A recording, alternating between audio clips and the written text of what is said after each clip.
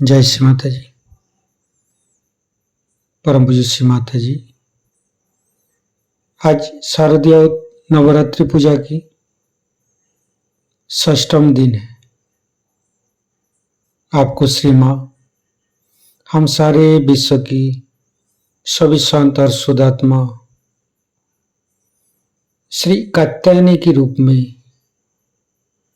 पूजा करना चाहते हैं। माँ कृपाएं आप सारे देव देवियों के साथ ये ध्यान और मेडिटेशन की मंच पर पधारिए और हमें सारे विश्व की सभी संत और शुद्धात्मा आपके ध्यान की स्थिति, निर्विचारिता की स्थिति प्रदान कीजिए। माँ परम पूज्य श्री माता जी कृपा करके आप श्री माँ कात्यायनी के रूप गुणों को हमारे आज्ञा चक्र में भर दीजिए और हमें क्षमाशीलता और त्याग की गुण प्रदान कीजिए। माँ परम पूज्य श्री माता जी आपकी श्री चरण कमल पर कोटि कोटि नमन।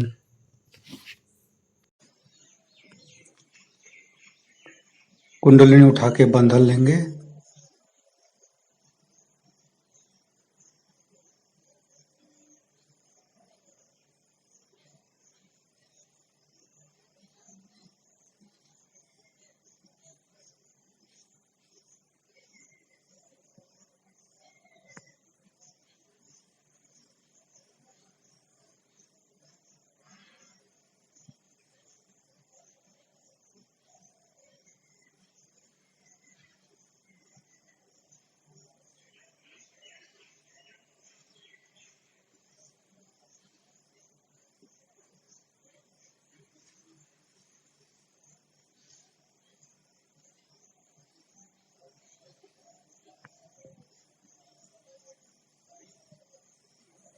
तीनों महामंत्र।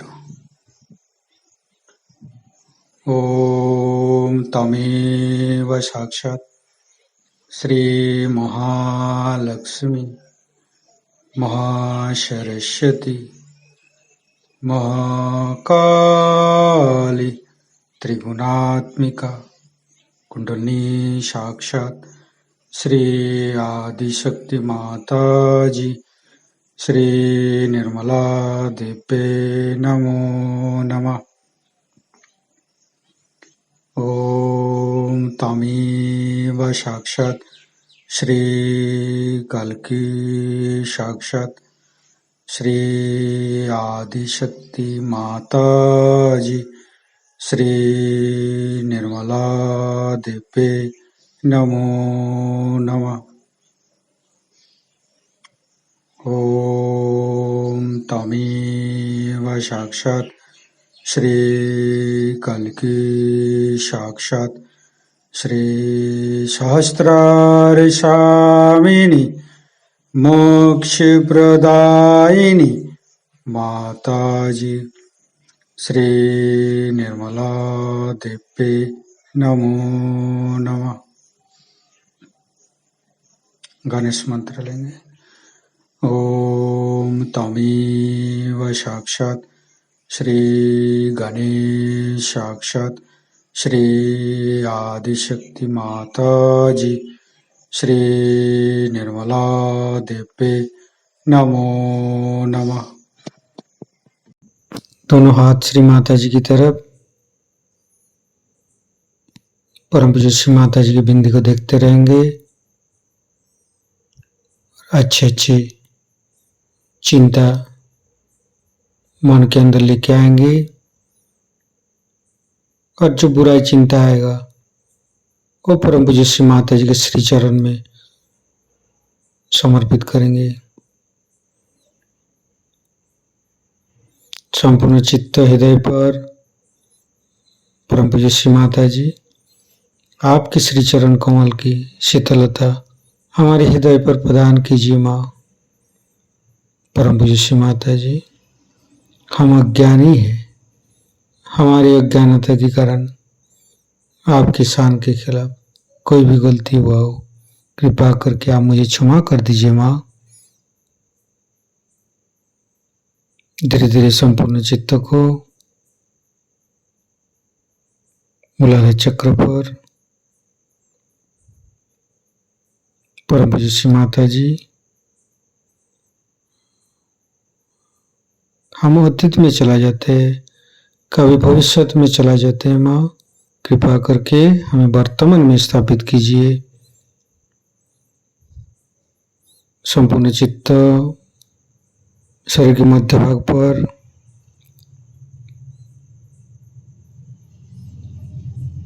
तीनों मूलाधार को देखेंगे। परम पूज्य श्री माता जी, हमारे अंदर गणेश शक्ति का आशीर्वादित कीजिए।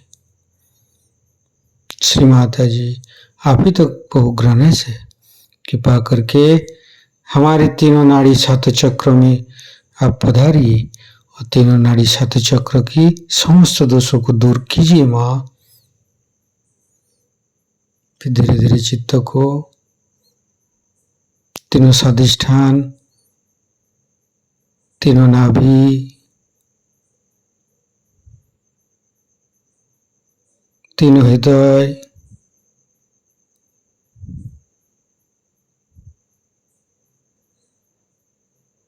तीनों विशुद्धि, फिर आज्ञा चक्र पर परम पूज्य श्री माता जी, हमें क्षमाशीलता प्रदान कीजिए।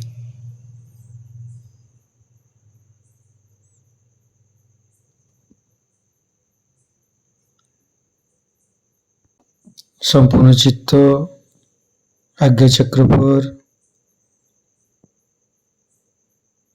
श्री देवी सूक्तम पाठ करेंगे।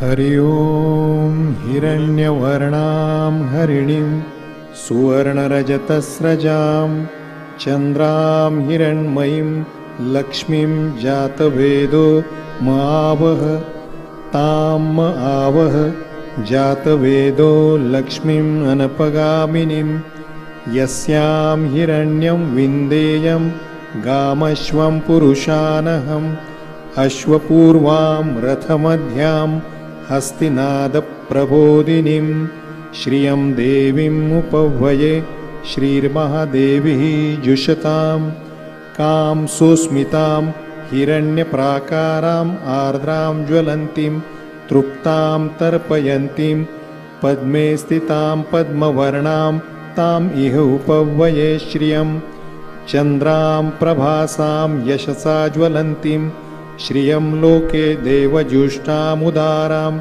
तां पद्मिनीं शरणम् अहं प्रपद्ये अलक्ष्मीं मे नश्यतां त्वां ऋणे आदित्यवर्णे तपसोऽधिजातो वनस्पतिस्तव वृक्षोऽथ बिल्वः तस्य फलानि तपसा नुदन्तु मायान्तरायाश्च बाह्यः अलक्ष्मीः उपैतु मां देवसखः कीर्तिश्च मणिना सह प्रादुर्भूतोऽस्मि राष्ट्रेऽस्मिन् कीर्तिं वृद्धिं ददातु मे क्षुत्पिपासामलां ज्येष्ठामलक्ष्मीं नाशयामि अहम् अभूतिम् असमृद्धिं च सर्वां निर्णुद मे गृहात् गन्धद्वारां दुराधर्षां नित्यपुष्टां करीषिणीम् ईश्वरीं सर्वभूतानां ताम् इह उपह्वये श्रियम् मनसा काममाकुतिं वाचः सत्यमशीमहि पशूनां रूपमन्नस्य मयि श्रीः श्रेतां यशः कर्दमेन प्रजा भूता मयि सम्भव कर्दम श्रियं वासय मे कुले मातरं पद्ममालिनीम् आपः सृजन्तु स्निग्धानि चिक्लितवस मे गृहे निचदेवीं मातरं श्रियं वासय मे कुले आर्द्रां पुष्करणीं पुष्टिं पिङ्गलां पद्ममालिनीं चन्द्रां हिरण्मयीं लक्ष्मीं जातवेदो म आवह आर्द्रां यक्कर्णीं यष्टिं सुवर्णां हेममालिनीं सूर्यां हिरण्मयीं लक्ष्मीं जातवेदो म आवह तां म आवह जातवेदो लक्ष्मीम् अनपगामिनीं यस्यां हिरण्यं प्रभुतं गावः दास्यः अश्वान् विन्देयं पुरुषानहम् ॐ यश्शुचिः प्रयतः भूत्वा जुहुयाताज्यमन्वहं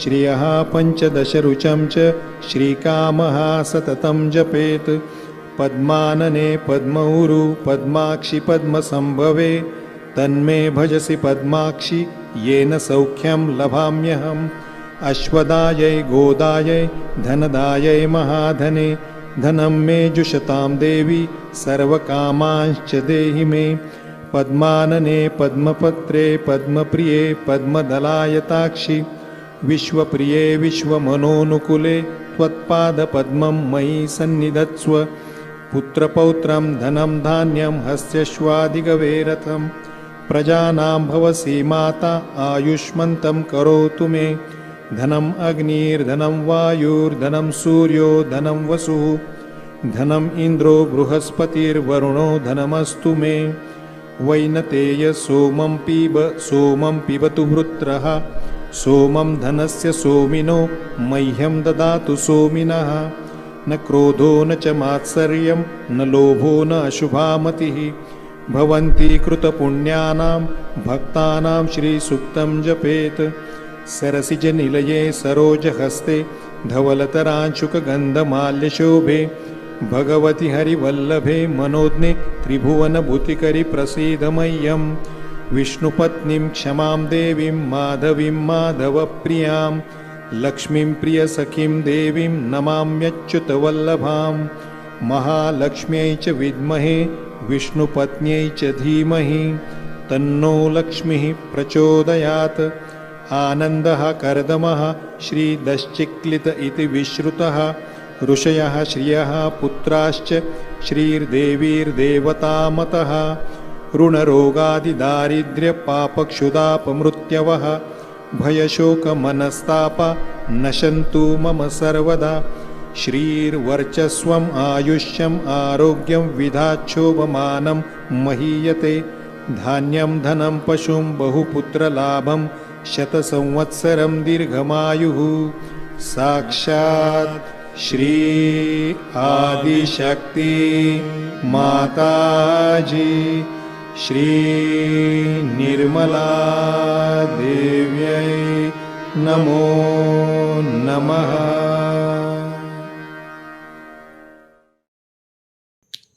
चित्त को आज्ञा चक्र पर रखेंगे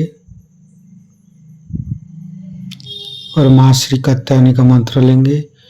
ओम तमेव साक्षात श्री माँ कात्यायनी साक्षात श्री आदिशक्ति माता जी श्री निर्मला देव्ये नमो नमः। ओम तमेव साक्षात श्री माँ कात्यायनी साक्षात श्री आदिशक्ति माता जी श्री निर्मला देव्ये नमो नमः। ओम तमेव साक्षात श्री माँ कात्यायनी साक्षात श्री आदिशक्ति माता जी श्री निर्मला देव्ये नमो नमः। संपूर्ण चित्ताज्ञा चक्र पर जब इंसान के अंदर अहंकार आता है और जब इंसान ज़्यादा सोचता है तब आज्ञा चक्र चलता है। सो हम जब सहयोग में आते हैं और माँ की कृपा मिलता है तो हमें क्षमाशीलता और त्याग की भावना बढ़ता है और हम पार हो जाते हैं। हमारा शास्त्रार्थ में श्री माता जी की कृपा हमें मिलता है। तो धीरे धीरे संपूर्ण चित्त को शास्त्रार्थ पर परम पूज्य श्री माता जी हमें निर्विचारिता स्थिति प्रदान कीजिए, हमें ध्यान का स्थिति प्रदान कीजिए। निर्विचारिता को मंत्र लेंगे। ओम तमेव साक्षात श्री निर्विचारिता साक्षात श्री आदिशक्ति माता जी, श्री निर्मला देव्ये नमो नमः।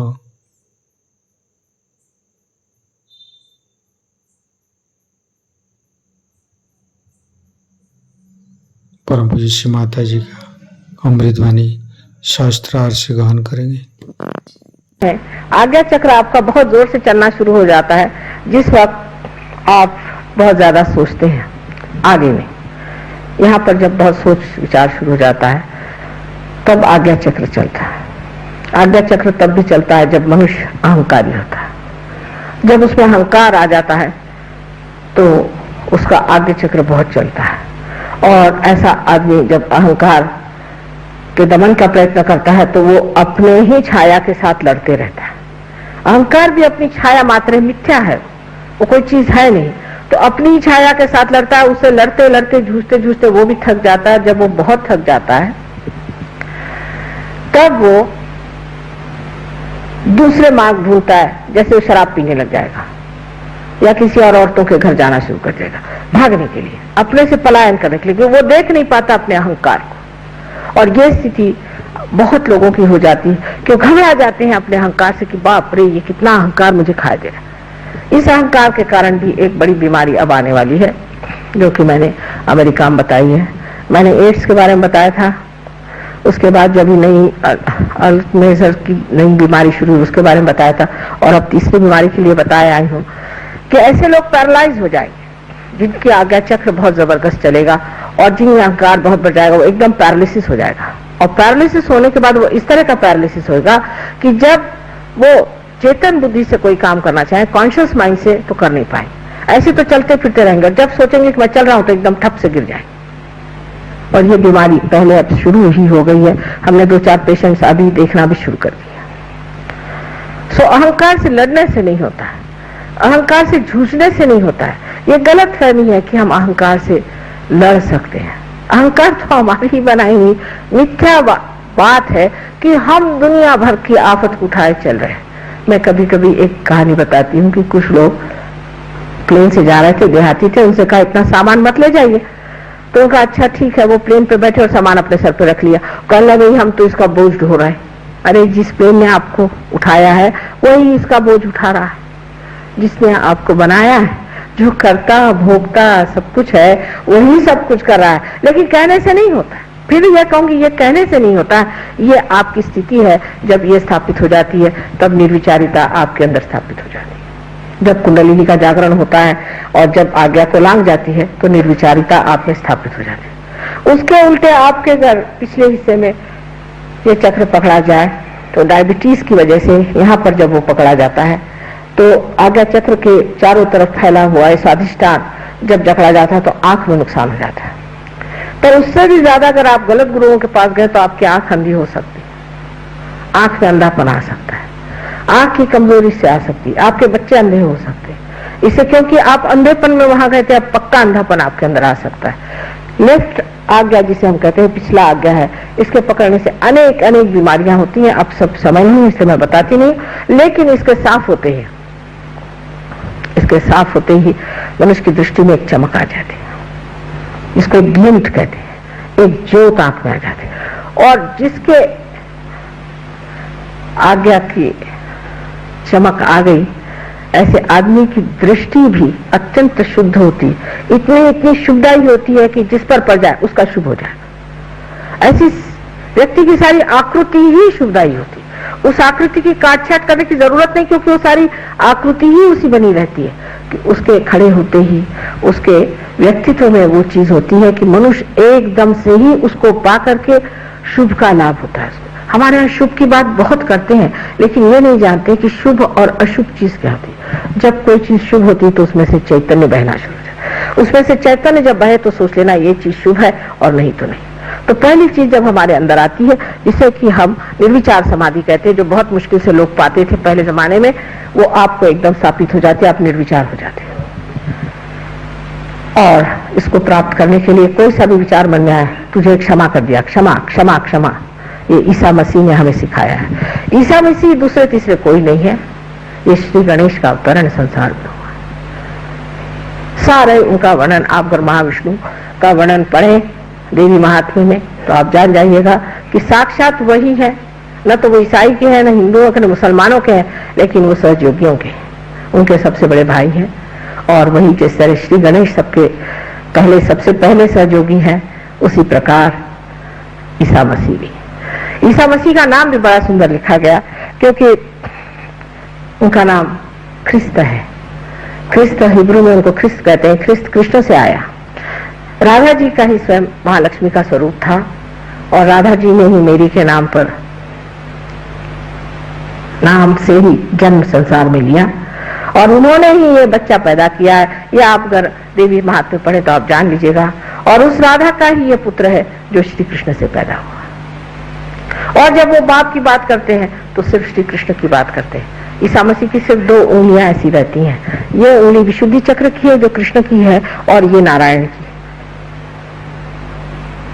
दूसरा नाम उनका जो जीसस है, उसको हिब्रू में यीशु कहते हैं। आप जानते हैं यशोदा जी का नाम यीशु ही होगा, उनको यीशु पुकारते थे, इसीलिए राधा जी ने सोचा कि इनका नाम यीशु लिखते हैं। अब ईसाइयों को कौन जाके बताए और हिंदुओं को कौन जाके बताओ। जब मैं आपसे ईसा मसीह की बात करती हूँ तो लोग निकालते हैं कि माँ तो यहाँ सबको ईसाई बना रही है, और जब मैं वहाँ कृष्ण की बात करती हूँ सब लोग कहते हैं इनको मैं हिंदू बना रहे। मुझे किसी को कुछ बनाने का नहीं है, मुझे सिर्फ आप जो हैं, जो आपकी चीज खोई है वो आपको देने की है, बस। अब इस भवसागर में एक और 2 जीव हैं बहुत महत्वपूर्ण, जिसको कि हम चंद्र और सूर्य के नाम से समझ सकते हैं। चंद्र और सूर्य ऐसे चक्र हैं जो इन नाड़ियों पर पड़ते हैं, इस जगह और इस। इन चक्रों के ऊपर में 2 बड़ी हस्तियां बिठाई गई। वो बिल्कुल ही मानव स्वरूप है, वो मानव ही है सब। और उनमें से एक बुद्ध है और दूसरे महावीर है। लेकिन इनकी अगर पूरी हिस्ट्री सुनिए तो ये सीता जी की दोनों लड़के लव और कुश है, जो सिर्फ मानव रूप। और उसके बाद वो चढ़ते चढ़ते उतनी ऊंची पे पहुंच गए कि जहां वो बुद्ध और महावीर हो गए। तब भी उन्होंने सोचा कि हमने एक्सट्रीम पे पहुंच गए हम नॉन वायलेंस के, क्योंकि नॉन वायलेंस के जो उनके लोग आ गए और उनके जो सपोर्टर्स आ गए, उन लोगों ने नॉन वायलेंस में मच्छर बचाने शुरू कर दिए और खटमले बचाने शुरू कर दिए। तब उन्होंने मोहम्मद साहब के साथ जन्म लिया, क्योंकि मोहम्मद साहब साक्षात जनक के अवतरण थे, और उनकी लड़की फातिमा साक्षात सीता देवी आदिशक्ति थी, और उनके ही लड़के बन करके, हसन हुसैन बन करके उन्होंने करबला में अपनी जान दी, ये सिद्ध करने के लिए कि कोई सा भी एक्सट्रीम ठीक नहीं। और ये बात सत्य है कि नहीं, आप वाइब्रेशंस पे देखिए। अगर मैं झूठ कह रही हूं तो आपके वाइब्रेशन से आपको पता होगा, एक भी अक्षर मैं आपसे झूठ नहीं कह। और उनके दोनों स्थान यहां पर बने, अपने सर में यहां पर दोनों बने। जब आपकी नाभि लेफ्ट पकड़ती है तो सोचिए कि महावीर का स्थान खराब हो गया, और महावीर का स्थान खराब होने का मतलब है आप बड़े कट्टर आदमी हैं। ये नहीं खाना, वो नहीं पीना, इसको नहीं छूना, उसको नहीं करना, सवेरे से नहाना धोना, एकदम स्त्री वाले कपड़े पहनना, और इस तरह से बहुत ही बिल्कुल ही स्टिफ आदमी होना, इसे लेफ्ट नाभि पकड़ती है। महावीर जी का नाम आपको लेना पड़ता है। और राइट नाभि आपकी तब पकड़ती है जब आप बड़े अहंकारी हो जाते हैं। खाने के मामले में मुझे ये पसंद है, मुझे छोटे आलू की सब्जी के अंदर मेथी कटी हुई पसंद है, पकड़ गई आपकी नाभि। मुझे बाथरूम ऐसा पसंद है, माने आप आगा खान है, आपको आगा खान का पैलेस पसंद है, तो हम क्या करें इसे? इस तरह की तानाशाही करना, मुझे ये चीज पसंद नहीं आई, मैं वहां गया साहब, मुझे उनके ये कपड़े पसंद नहीं आए, आप ये साड़ी पहनी मुझे पसंद नहीं आए, गए आप काम से। ये बुद्ध का हाल है। इस तरह से अहंकारी लोगों का ये पकड़ जाता है। तो इस तरह से सूर्य और चंद्र की दोनों नाड़ियां पकड़ी जाती।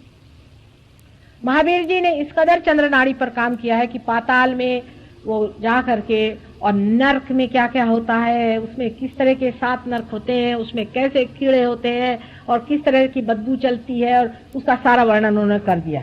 लेकिन तो भी जैनियों के अकल नहीं, बिल्कुल अकल नहीं आई। और वो अगर आप पढ़े तो कान पकड़े और कहे माँ हमें नर्क नहीं जाने का, और चाहे कुछ भी कर। ये नर्क है तो हमें नहीं चाहिए। फैशन में आप लोग हजार चीज कर लेते हैं, पर पता रखिए कि नर्क जाना होता है। एक अभी किसी ने बड़ा अच्छा मजाक बताया, वो मैं आपको बता करके अभी अपना लेक्चर खत्म करूंगी, क्योंकि 2 चक्र और करने के, वो कल करेंगे।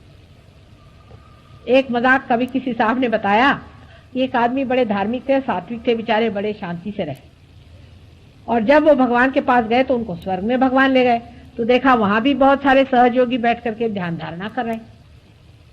तो उन्होंने कहा कि भाई यहाँ भी वही चक्कर, मैं वहां भी ऐसा ही रहा, यहाँ भी यही चक्कर, हमने तो सुना कि बड़ा मजा होगा, तो यहाँ तो कोई मजा ही नहीं हो रहा, सब लोग ध्यान ही में मजा ले रहे हैं, मनन में ही मजा ले रहे हैं, तो कुछ ना कुछ तो और भी चीज होनी चाहिए।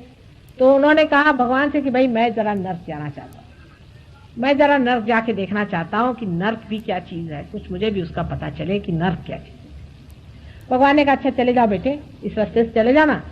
वहां गए तो देखा वहां माँ रंगरलियां नच रही हैं, औरतें नाच रही हैं, तमाशे हो रहे हैं, गाना बजाना हो रहा है, वो गंदी भद्दी बातें हो रही हैं, सब शराब चल रही है, सब सिगरेट चल रही है, मतलब जैसे यहाँ होते हैं ना, क्या कहते हैं उसे, भूल गई मैं, हाँ नहीं कैबरे ने कहते आणखी तुम्हाला माहिती, हाँ डिस्कोथेक, हाँ डिस्कोथेक खुले हुए हैं उनका। वाह भाई वाह, ये तो जगह पे मैं पहुंच गया। तो उन लोगों ने संगीत अपना ठहरा, पूछा भाई तुम यहाँ किस सिलसिले में खड़े हो? पहले मुझे नर्क में जाने का है, इसलिए मुझे भगवान ने यहाँ भेज दिया। पहले अच्छा ये देखो ये दरवाजा, यहाँ से जाओ। दरवाजा जैसे खोला तो देखा लोगों को कढ़ाई में झोंक रहे हैं, कहीं जला रहे हैं, कहीं उल्टा टांग रहे हैं, गर्दनें काट रहे हैं, मैल पीप में छोड़ रहे हैं, कहीं उसमें गंदे गंदे प्राणी उनके ऊपर चढ़ रहे हैं, उनको खा रहे हैं, लेपर्स के जैसे सब खड़े हुए हैं। दौड़ के आए वापस, उनका भाई ये क्या, ये तुम लोग तो बाहर ये कर रहे हैं, अंदर वो हो रहा है। कहले ये हमारा पब्लिसिटी डिपार्टमेंट है नर्क का।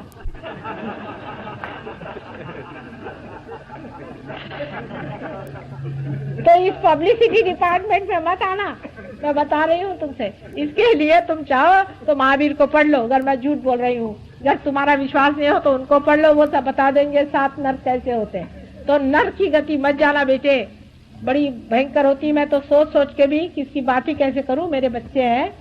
तुम सोचो कि कोई माँ अगर जानती होगी नर्क क्या है तो वो चिल्लाएगी, चीखेगी, बच्चों को अपने पकड़ के रखेगी, बाबा रे वहां मत जा। वो भूखे मरेगी चाहे जो करा लो उससे, पर भैया वहां न जाओ, मैं जानती हूँ वो क्या चीज है। और जो जानता है उसी से आप उसकी आर्तता समझ सकते हैं कि मैं इस कदर चीख चीख करके और चिल्ला चिल्ला कर तुमसे जो इतनी विनती कर रही हूँ कि बेटे सही रास्ते चलो, क्योंकि मैंने नर्क देखा है, तुम उसकी पब्लिसिटी डिपार्टमेंट में मत जाओ। ईसा मसीह के बारे में लोग बहुत कम जानते हैं, क्योंकि वो छोटी ही उम्र में बाहर चले गए और उसके बाद वापस आकर के उन्होंने जो महान कार्य किए वो सिर्फ 33 वर्ष के उम्र तक जीते थे। उनके जीवन का सबसे बड़ा उद्देश्य था कि आपके अंदर जो आज्ञा चक्र है उसका भेदन करें, और इसलिए उन्होंने अपने को क्रॉस पे टांग दिया और फिर उसके बाद फिर से जीवित हो गए। ये चमत्कार लगता है, लेकिन परमेश्वरी कार्य को चमत्कार कोई चीज नहीं। ये उन्होंने दिखाया कि इंसान इस आज्ञा चक्र से बाहर जा सकता है। और आज्ञा चक्र पे इन्होंने 2 मंत्र बताए, जिससे हम बीज मंत्र कहते हैं, हम और क्षम। क्षम का मतलब है क्षमा करो। क्षमा करना ये सबसे बड़ा मंत्र है। जो आदमी क्षमा करना चाहता है उसका ईगो जो है या उसका जो अहंकार है वो नष्ट हो जाता है। छोटी छोटी बात में आदमी में अहंकार होता है। जैसे किसी से कह दिया भाई तुम बैठ जाओ जमीन पर, तो उनका अहंकार दुखित हो गया। घर का कुर्सी पे बैठो तो कहेंगे कि ये छोटी कुर्सी हमको क्यों दी। हर एक मामले में मनुष्य को अपने बारे में बड़ी कल्पनाएं होती, और वो कोई जरा सा कम उस कल्पना से कम चीज किसी ने की कि उसका अहंकार एकदम खड़ा हो जाता है।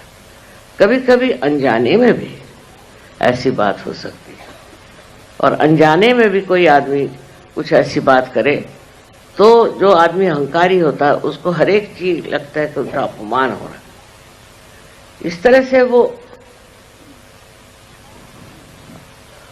हर समय एक अजीब सी हालत में रहता है कि कोई भी उसके लिए करो काम तो सोचता है कि उसका अपमान हो रहा है, उसको नीचा दिखाया जा रहा है।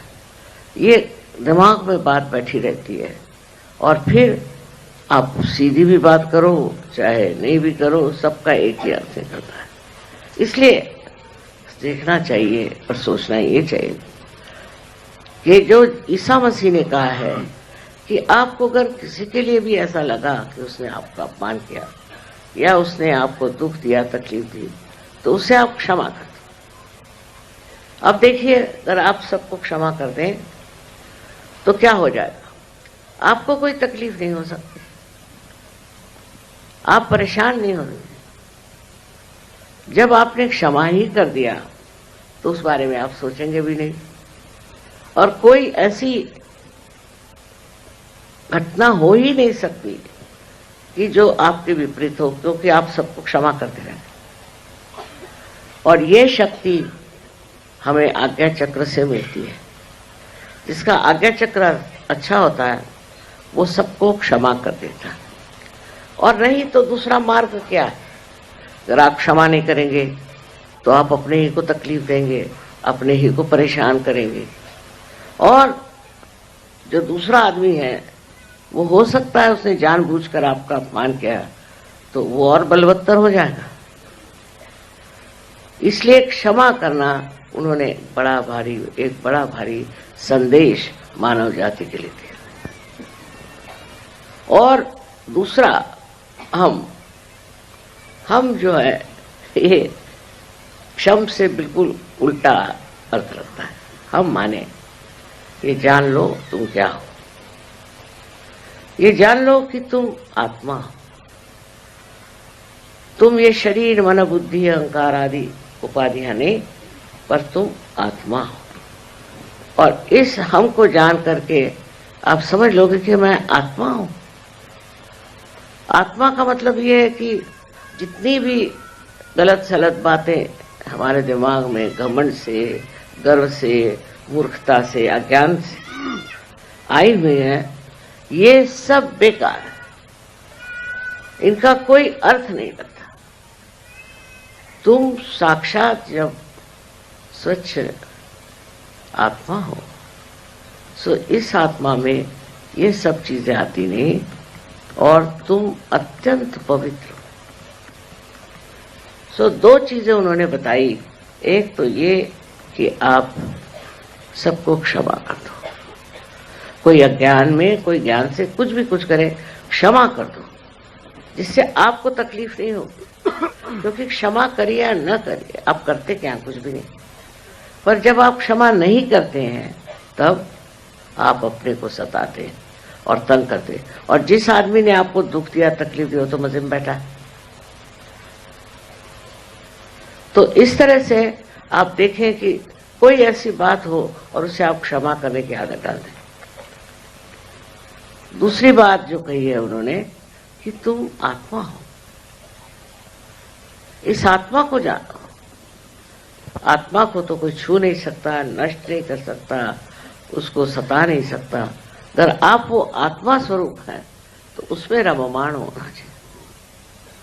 लेकिन इस आत्मा तत्व को प्राप्त करने के लिए आप जानते हैं कि कुंडलिनी का जागरण होना जरूरी है, और कुंडलिनी के जागरण के बाद उसमें स्थित होना पड़ता है, उसमें बैठना पड़ता है। जब तक आप उसमें स्थित नहीं होंगे तब तक आप छोटी छोटी बातों में उलझे रहेंगे। तो अपने में समाना आना चाहिए, अपने ही अंदर समाना चाहिए। अपने अंदर जब आप समाने लग जाएंगे तो आपके अंदर एक नितांत शांति प्राप्त हो। और आप विचलित नहीं होंगे।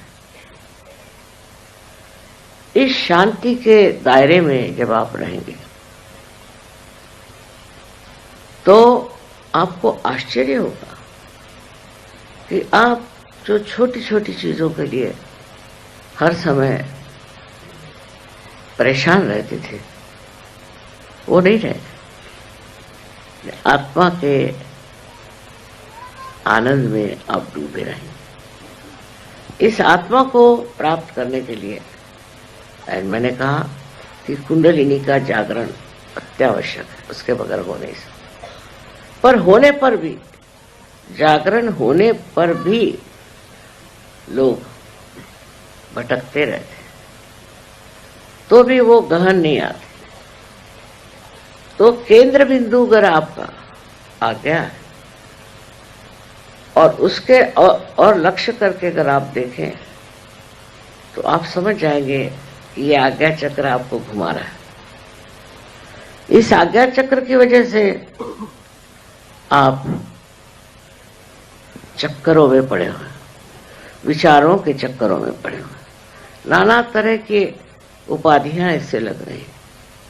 पर जब इस आज्ञा चक्र को आप लांघ जाएंगे, इससे परे आप चले जाएंगे, तब आप में ये जो व्यथा है ये खत्म हो जाएगी। इसलिए आज्ञा चक्र का महात्म्य माना जाता है।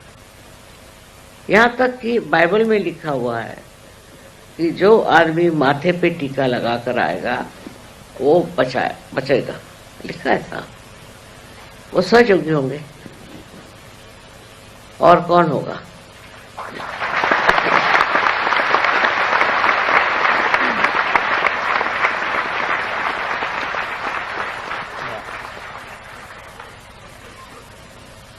काम तो प्रचंड है।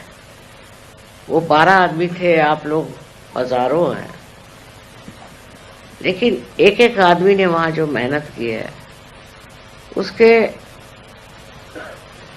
एक सहस्त्रांश भी आप लोग करें तो न जाने कहां से कहां ये कार्य फैल सकता। अब मेरे लिए तो यही एक आधार है कि आप लोग सहयोग को बढ़ाएंगे और सारे विश्व में इसे फैलाएंगे।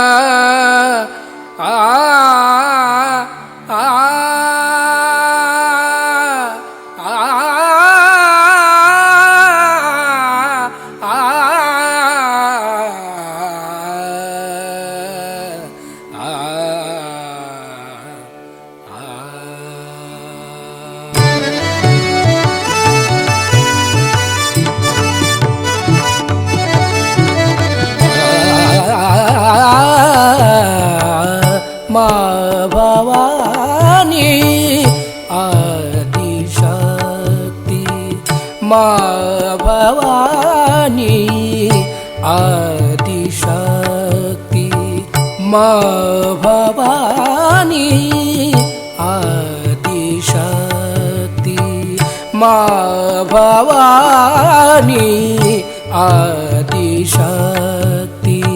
सब जगत की तू महालक्ष्मी, सब जगत की तू महालक्ष्मी, सब जगत की तू महालक्ष्मी, सब जगत की तू महालक्ष्मी, माँ भवानी आदिशक्ति, माँ भवानी आदिशक्ति।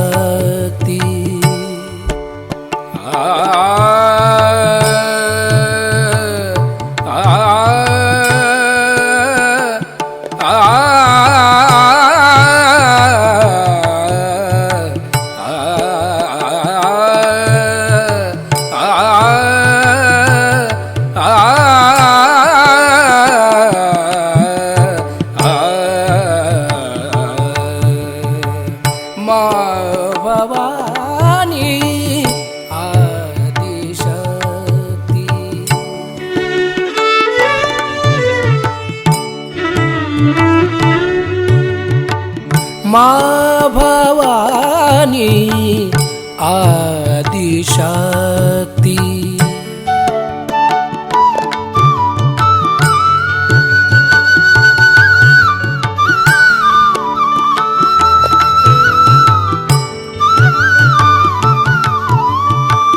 क्षमा का सागर हमें बनाओ, क्षमा का सागर हमें बनाओ,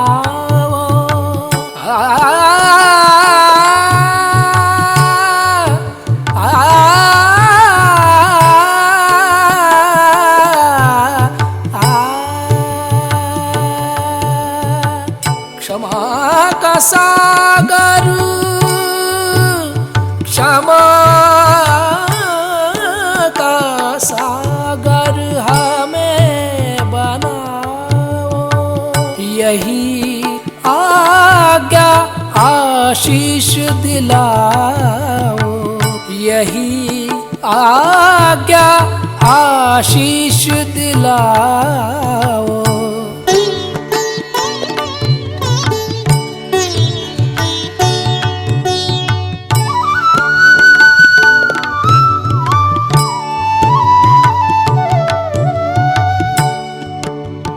ग ग रे ग सा रे ग, सा रे रे ग ग प प रे ग सा रे ध सा, प ध सा रे ग ग रे ग ग रे सा ध सा।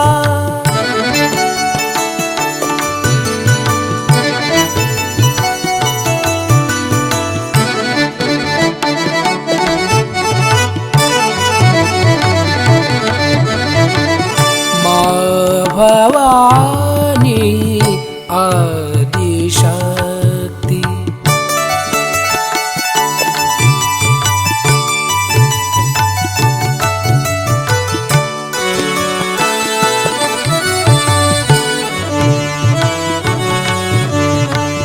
माँ भवानी, माँ भवानी, माँ भवानी आदिशक्ति।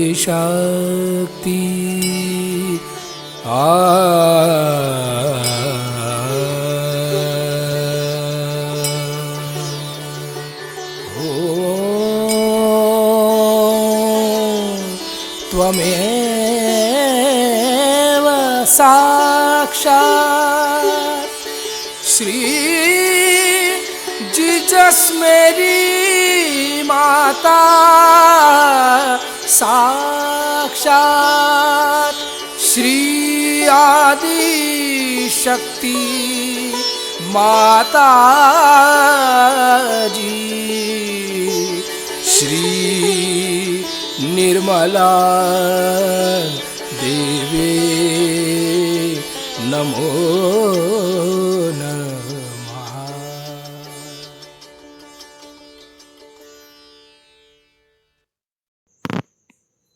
इसी स्थिति पर, ये ध्यान का स्थिति पर थोड़ी देर रहेंगे।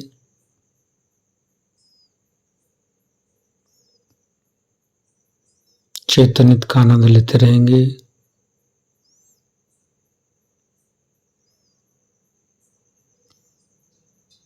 प्रे करेंगे, परम पूज्य श्री माता जी, आज का ध्यान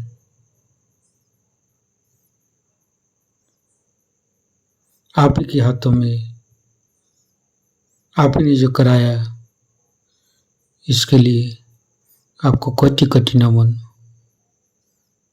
और हमें जो ये चैतन्य की अनुभव प्रदान की, चैतन्य की सागर में बैठा के रखा, इसके लिए आपको माँ कोटि कोटि नमन, कोटि कोटि नमन। कुंडली उठा के बंधन लेंगे।